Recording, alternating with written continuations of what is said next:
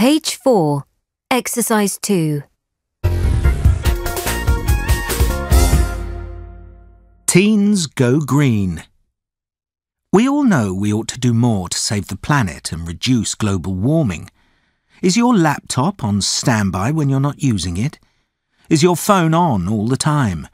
If the answer to these questions is yes, then read on and find out how you can be a green teen. 1. Reduce your carbon footprint and pollution. Use your bike, walk and catch the bus or train more often. Before you ask your parents to take you somewhere, stop and ask yourself, do we have to go by car? Try car sharing with friends instead. 2. Buy less stuff. You see something in the shops and you think, I want it, I need it, I must have it. Stop. Wait 24 hours and then ask yourself, do I really need it? Or do I just want it because it looks cool and my friends have it?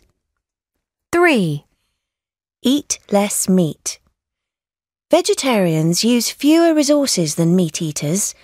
You should really try and eat a vegetarian meal once a week. You don't have to like vegetables. You can try tofu, beans or eggs instead. 4. Don't buy pre-packed food and drink. Take your own snacks to school or to sports events. Use plastic boxes that you can wash up at home and use again and again. If you take a packed lunch to school, use a drinks bottle from home. If you have to buy a snack, then you should always recycle the packaging. 5. Save energy. Don't let your gadgets use more energy than they have to. Download and install an app that tells you when you ought to turn it off, even if you don't. 6. Go green. When your parents want to replace or upgrade the family PC, encourage them to recycle the old one and buy a new green laptop. Remember to delete any information on your old PC securely too. Page 5, Exercise 8.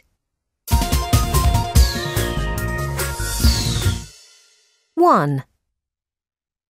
I keep getting lots of spam messages. Your computer isn't protected properly.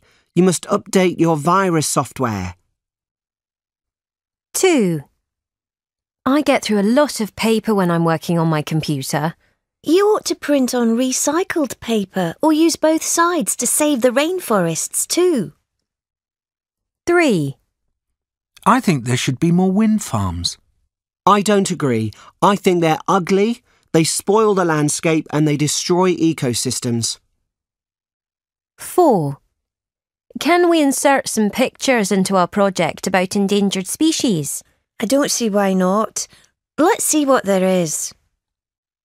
5. I've installed the software, but nothing's happening. Look, the instructions say after you install any new software, you have to shut down your computer. 6. You should take a hard copy of your online petition to school and get everyone to sign it. Great idea. Let's print it out now. Page 6, Exercise 2.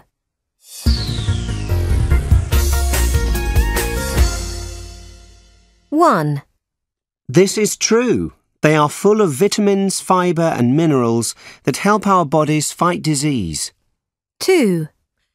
This is false. It's a myth. Scientists haven't found anything to prove that coffee is linked to heart disease. Coffee comes from plants and in moderation does not do you any harm. It can keep you awake at night if you drink too much. 3. This is not true. There is no evidence to suggest that this is true for everyone. It all depends on your own metabolism and what is right for your body. 4. True. Everyone should eat a balanced diet and eat some food from each food group, but don't eat too many fats and sugars. 5. False. Fresh and frozen fruit both contain vitamins, and sometimes frozen food has more vitamins than fresh fruit. The fruit is harvested when it is just ready, and all the goodness and nutrients are locked in. Fresh fruit isn't always the answer.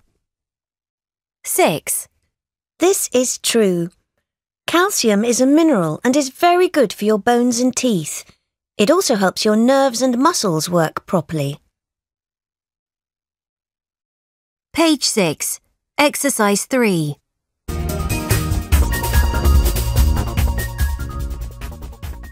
Good afternoon and welcome to this week's edition of Wish You Were Here. Here in the studio this afternoon, we'll be talking to William Johnson about his recent research trip to the island of Ikaria. William tells us about some of the amazing and unusual facts about the people there and lets us into a few of their secrets. But first, a bit of background.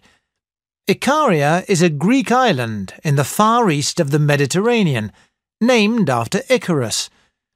He was the young man in Greek mythology who flew too near the sun and then fell into the sea.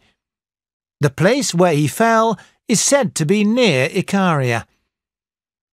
It's about 30 miles from the Turkish coast, and with its beautiful scenery, endless olive groves and incredible cliffs and valleys, it really is an amazing place.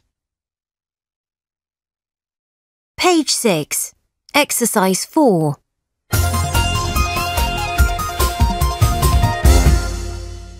William, welcome to the programme. Thanks. Can you tell us what is special about Ikaria? Well, the main thing is that everyone on Ikaria lives a long life. On average, people in Ikaria live 10 years more than anywhere else in Europe and America. 1 in 3 Ikarians live well into their 90s. That's incredible. So why is this? No one knows why they live for so long, but we know the Ikarian diet is exceptionally healthy. They have very low rates of cancer and heart disease. So what is their diet like? They eat a lot of beans, and they don't eat very much refined sugar or red meat. The beans they eat are usually grown locally and contain lots of antioxidants. They're excellent for your heart and can help fight colds, flu, and things like that. Is it good not to eat a lot of refined sugar? Yes, definitely. Refined sugar is in everything these days, and it is bad for our teeth. It's often the cause of toothache in children, and it is addictive. Too much refined sugar in our intestines can cause stomach aches. And because we become addicted, when we try and stop, we can suffer headaches and other symptoms. Interesting. I must stop putting sugar in my coffee. So, can you tell us about some of the people you met? Everywhere I looked, I saw another very old but very healthy person. Everyone was so kind and so friendly. Aton is 100 years old. He has a sun-tanned face and is a handsome man, despite the wrinkles in his cheeks and the deep lines in his forehead. He told me himself that for the last 70 years he has smoked 20 cigarettes a day. He hasn't had a day's illness in his life, apart from appendicitis.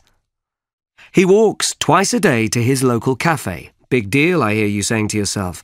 Well, his local cafe is a 1-kilometre walk from his house, over hilly ground. So he walks 4 kilometres a day. I don't know anyone who could do that easily at the age of 20, let alone 100. Amazing. Anyone else? Well, there was Costas. He lost a leg during a war, and he will soon be 100. Every day he goes to his shop and keeps active. So what can we learn from Ikaria? It's quite simple.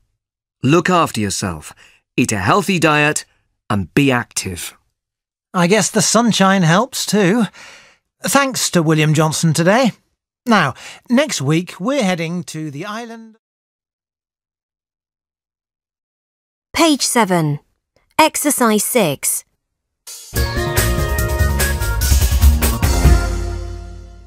One.